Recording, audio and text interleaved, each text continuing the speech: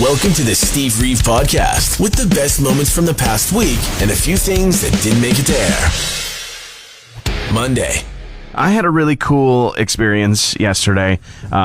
Just to preface, I used to work at the local theater in town before it was even owned by Landmark Cinemas, and I don't even mean the one that we've got now. I mean downtown. There was two theaters, one no longer even existing, the Fort Theater, and there was also McCinema 6.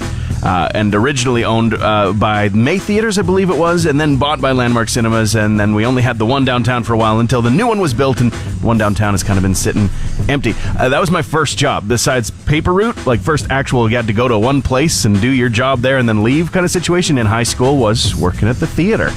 Both theaters, really. And then yesterday, I got a tour of the inside of what that McCinema 6 structure downtown actually is looking like on the inside. And the reason is because Arts Council Wood Buffalo is turning that space into an arts incubator. It's looking really cool. And I got to see, hands-on what the different rooms are going to be like and what's going to be available. And I think it's going to be really, really cool. But it was a bizarre experience to go back into the building. And, it's chilly. Like it's not really heated right now because no one's using it. It's just a weird, surreal, like literally frozen in time experience. So weird. Memories just flooding back. Have you ever been able to go back to the first place that you worked? Are you still at the first place that you ever worked? Tell me, what's going on? There's a bit of a feud in the Black Sabbath crew. I mean, well, there has been a lot over the years, but Ozzy Osbourne, in a recent interview with Rolling Stone, has said that through his recent illness, he's dealing with Parkinson's disease. He's dealing with several different surgeries after a motorcycle accident as well, and a lot of different complications with that. He says that he has now got Geezer Butler in his mind as a bleeping arsehole because there's been no contacts. He's saying that even Tony Iommi, even Bill Ward, tons of people have been reaching out, but not Geezer. Geezer's now reached out via social media saying simply he sent a couple of emails because he didn't have a phone number to reach out and call. Got a response from Sharon on the first one, but didn't hear back from Ozzy. Tried a year later, in 2020, right before the pandemic hit, actually, and didn't get an answer back from that one. And so he says, having made 2 attempts to wish Ozzy well without a reply, best figured to privately keep him in my thoughts. I can understand that, but also it was a weird time. Maybe just one of you two old stubborn dudes pick up a phone or something. And moving on, NoFX is in the news because they have said that they're saying farewell with a big 2024 North American tour. Their 40-year career is going to be coming to a close with a series of shows in Los Angeles in their hometown as well. More details about the exact tour online, where you can also buy some tickets, though. Yeah, there's not really any shows nearby. Shocker. What a thrill. This morning I'm joined very briefly, as I know you're extremely busy this time of year. There's, I think, an incorrect assumption that you only work one day a year, Santa Claus, but you're very busy. How are you doing today? Oh, I'm doing just fantastic. Welcome to the studio, here to help us spread the word about the Santa Claus parade that you're going to be visiting us for this weekend as well. It's coming back again. Starry Night is going to be happening beforehand as well. Tell everybody, what is going on? So, Council's hosting a Starry Night holiday party at Kiam Park. It starts at 5 p.m. and it has a number of free activities and entertainment for all ages. And it will be followed by the parade on Franklin at 6 p.m. I'm so excited to see the floats coming out, the lights lighting things up. Even before 5 o'clock, there's even going to be like the holiday train at Kiam Park. It's coming back from the Ignite Festival. That's so much fun. I know that there's one thing very important that kids are going to want to know about, and that is, while you're here and while it's a busy time, how can they get their messages to you? And they can actually drop off their letters to Santa at the big tree lighting ceremony. Absolutely. We'll see if the mailbox works and all the letters can go in there. Kids, please have your parents help you write the letters, make sure they're addressed properly, and make sure they get into the mailbox. One of my favorite things from even when I was a kid all the way till now is that Canada is the home of Santa Claus. The postal code, HOHOHO, has always made me so happy. So bring those letters to Santa. Kids, parents, everybody. I know there's also going to be, if it's a little bit chilly this weekend, hopefully it's not too bad, but there's going to be hot chocolate there and everybody getting into the spirit with carolers, drummers, and everything. Santa Claus Claus, do you have a preference on peppermint or classic, a traditional hot chocolate? What do you prefer? Oh, I always go with the classic hot chocolate. Absolute classic. Oh, fantastic. I can't wait to have one, and I'll be giving you a wave as I come to check out the parade. Thanks so much, Santa. And I'll be sure to wave back. Tuesday. It's time for another depressing holiday gift ideas. That's right. This time around, for your depressing holiday gift idea, I present Shares in X, the social media platform formerly known as Twitter. Really, it's just depressing in hindsight. But my free stock tips app said that it was a safe bet, and my one friend said you can trust in Musk, and that's the same friend who told me all about NFTs last year. So you know he's right, right? Okay, on second thought, it's really probably not a good idea. Got some news. Dolly Parton at the start. Now she has achieved something she has not before. Her highest charting album ever with Rockstar. Kind of genre jumping because she is, of course, a country superstar veteran and has had 2 top 10 albums prior to this one. But this one is also a top 10, but debuted at number 3 on the Billboard 200 chart the week that it arrived. Pretty incredible. This, of course, right at the exact same time as she is being chastised by some, but celebrated by so many more for wearing the Dallas Cowboys cheerleaders uniform at the halftime Thanksgiving show November 23rd at the AT&T Stadium in Texas. She looked great. Dave Grohl is in Abu Dhabi to do some shows, and apparently he had a no cursing sign made for him custom for his recent show. Of course, it's because swearing is absolutely prohibited, strictly against the law, and even has a prison sentence up to 1 year possible for using it publicly. Yeah, hopefully he checks the sign during the show. Cher is getting into the writing chair for her memoir. She said that she had planned to do it prior, totally chickened out, and didn't put some things that needed to be put in the original drafts and ideas. Says that that's changing. Of course, she's now selling the book. She's on the market to let us know that it is coming out later on, and that it will be for sale, in the very, very near future. You're listening to the Steve Reeve Podcast from 100.5 Cruise FM. If you are heading home for the holidays, spending time with family, it's a very possible reality that there will be some sort of discussion, maybe argument, maybe explosive fight. I hope not, about whether you should have a real tree or a fake tree. Which is better? Hard to decide on that answer. Okay, so if you really want to ask the question of environmentally, because that's part of the discussion that always comes up every year. Well, if you buy a fake tree and then you just have it for years, then then it lasts. You don't even need to cut a tree down. But then planting new trees, especially ones that grow quickly and have like a shorter cycle and are sustainable, that actually is better directly just for the environment. Straight up, it's been figured out. Yes, Christmas trees that are grown are eco-friendly, better for the environment, but it's not always a possibility. There's very real reasons why you might just want to stick with the plastic tree that you got. We did for years and years, and it wasn't until it fell apart. I do find that trees tend to fall apart a little sooner, less years on the shelf life these years, but do you decorate whatever kind of tree that you want that's going to make you happy. That's really the whole point of it, isn't it? Maybe just don't buy a fake tree every single year. I mean, we could probably just agree on that.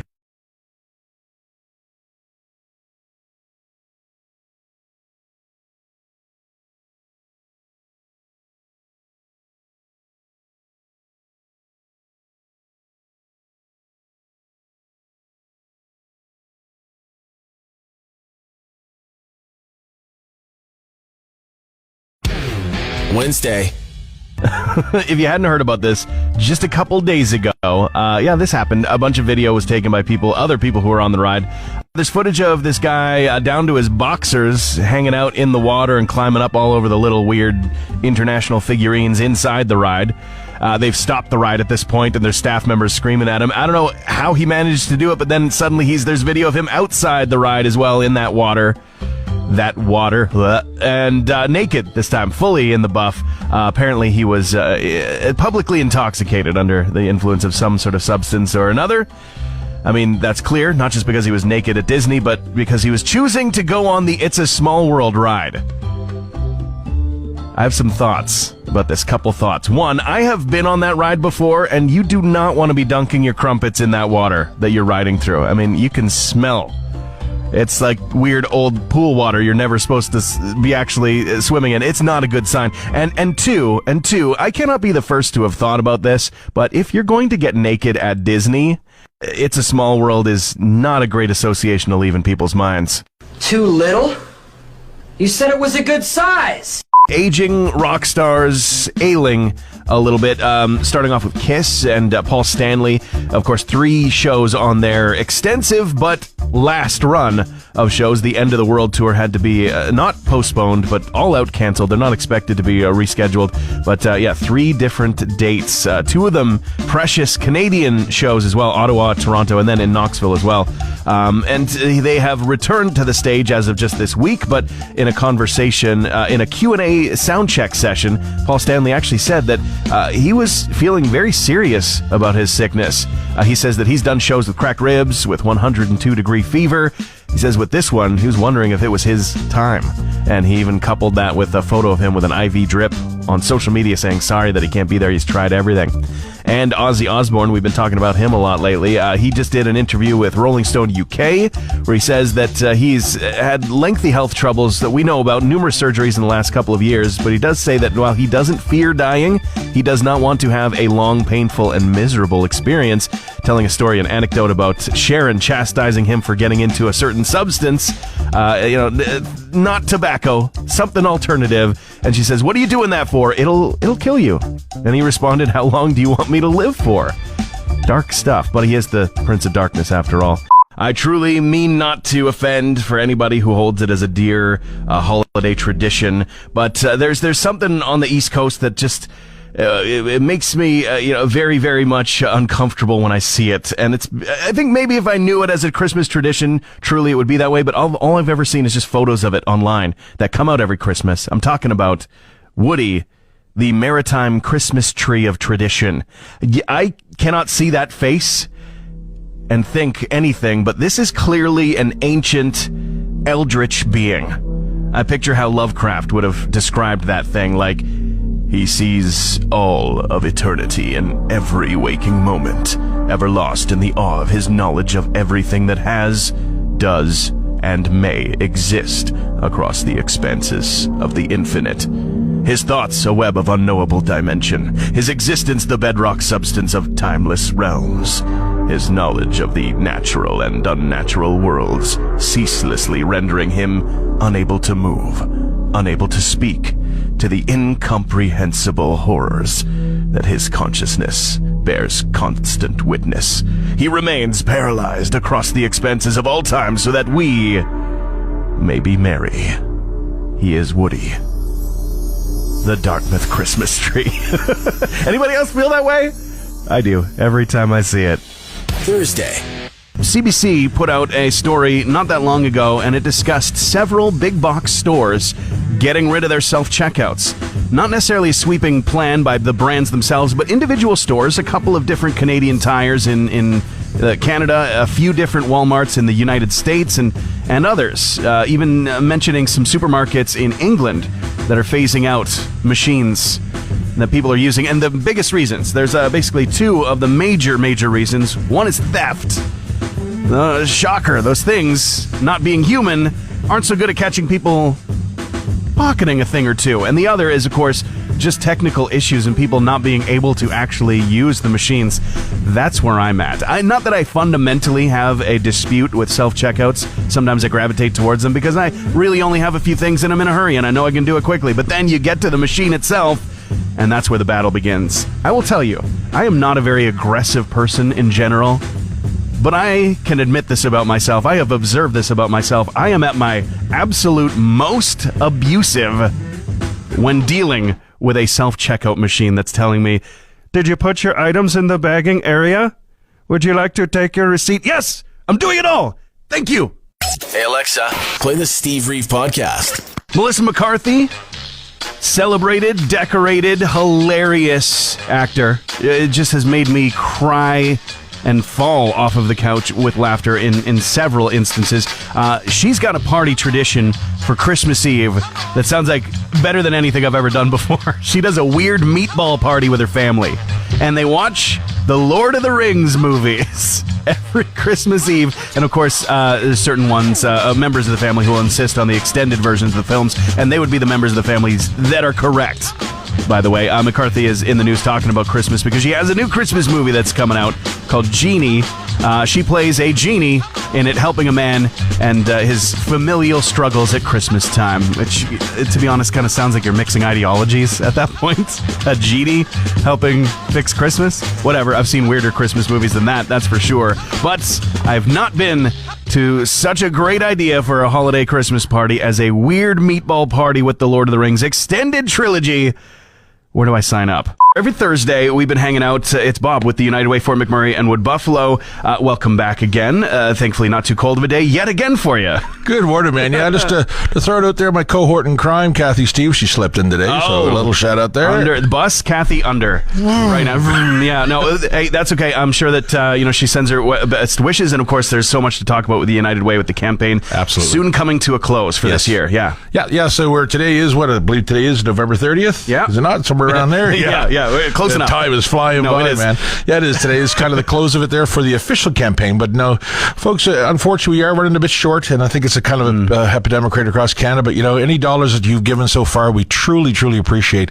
Because as a reminder, 1 in 4 Fort Mackians, they benefit from what we do with that United Way with this cash. So still, we ask, please don't stop giving. If there's an opportunity, you get a few extra dollars kicking around, still get that tax benefit, the $200, it really actually only cost you $50 after tax credit. So, really, if you can help, please help. Yeah, if you are able, even though the campaign might be coming to a close, you can help all year round, and if you're able, it's a very giving time of year. And there's also other ways to help out with fundraisers and events. United Way is always very busy, and I know kids, families are going to love the Grinchmas luncheon that's going on December 10th, right? Yeah, absolutely. Yes, tickets are still available, and it's going to be a blast. Just to get together, have some fun, to do a little bit of face painting, all kinds of different things with the kids, and just a good little wrap up to mid-season, I guess, December 10th. So just getting us ready for Christmas. So. Yeah, exactly. Yeah, I mean, the kids are going to be soon out of school, like right at that range, right at that time, getting so excited into the Christmas spirit of things, and just to have out, at the Grinch themed lunch. That sounds so fun. Yeah. As a kid, I would have died for that opportunity. So, absolutely. So parents, I think your kids are going to feel the same way.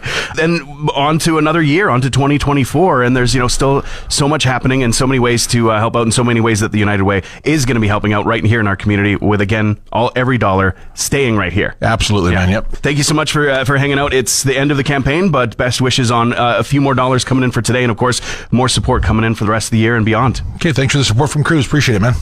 Friday. Oh my goodness, everything's expensive. Trying to get all the names crossed off the holiday shopping list is a full-on budgeted affair. It has to be, or it can get out of hand. It really can be. And now we've seen the annual tally of the cost of the 12 days of Christmas, according to PNC, who have been making this yearly calculation for 40 years now, longer than I've been around. And would you believe it? It's so shocking. It's at a record high for 2023. That total of all of those individual items, $46,729.86 American. So, 100,000 Canadian, it feels like. Nearly 3% higher than last year's tally as well, making it a record high. But we haven't cracked 50,000 yet. No. Some of the cheapest stuff, the partridge in the pear tree, I'm surprised. I mean, I'm guessing the tree itself is, probably the more expensive part. Actually, I wouldn't know. But still, two of them together, still affordable at only $320 American. Biggest prices, the two of them are the Swans and the Lords of Leapin'. Both of those in excess of $14,000 each. Maybe a gift card this year. Every night for the next several, there's so many households that are host to an elf on the shelf. I guess it's the first day. Don't have kids, so we don't get the visitations, I guess. But I guess today's first day. Let the kitty coercion begin. I do not know. I do not comprehend how those elves come up with all those things to do at night for 25 straight nights. I do not understand it. Plus, I find that staring, mischievous face to be deeply disturbing. But that's just me. That's my own hang-ups. We did advent calendars growing up. That was our thing. Shocking. We're the only ones around to do that. But they're all on sale now that it's December 1st.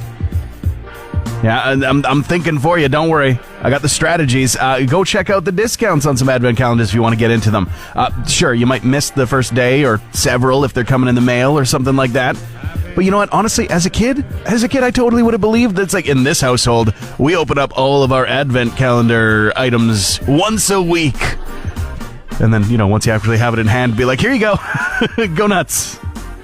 We always miss days anyway and then catch up on Christmas Day, right? Isn't that the norm? Thanks for listening to the Steve Reeve Podcast from 100.5 Cruise FM. Metallica might just be the first major metal group, major rock band to play in Saudi Arabia at the MDL Beast Soundstorm Festival specifically. This is going to be their last show of 2023. They just announced it this month, December 14th. They put on their Facebook page that they are excited to share that as their final gig of the year, and they understand that they are the first ever hard rock band to play at this spot in a location they don't get to visit all that often. Maybe they'll need a no swearing sign like Dave Grohl did recently. SZA, pop singer, and also recently the winner of Variety's Hitmaker of the Year accolade, was talking with Variety about that and was saying that she gets into music like Creed, Nickelback, Train's Drops of Jupiter, and just a whole bunch of that. The interviewer facepalmed and laughed, so she reacted saying, wait, you know what's crazy? Do white people hate Creed and Nickelback?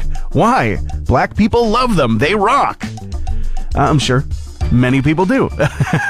And Philip Selway of Radiohead has got the most cryptic word of possibly some new collaboration, some reunion in the future. They haven't been together putting out a new release since 2016's A Moon-Shaped Pool, but Philip Selway of the group is saying that Radiohead are coming back around to that point of returning, whatever that actually means. The sugar shortage continues. The sugar shortage due to the largest sugar refinery in Western Canada being the site of a strike right now at Rogers Sugar.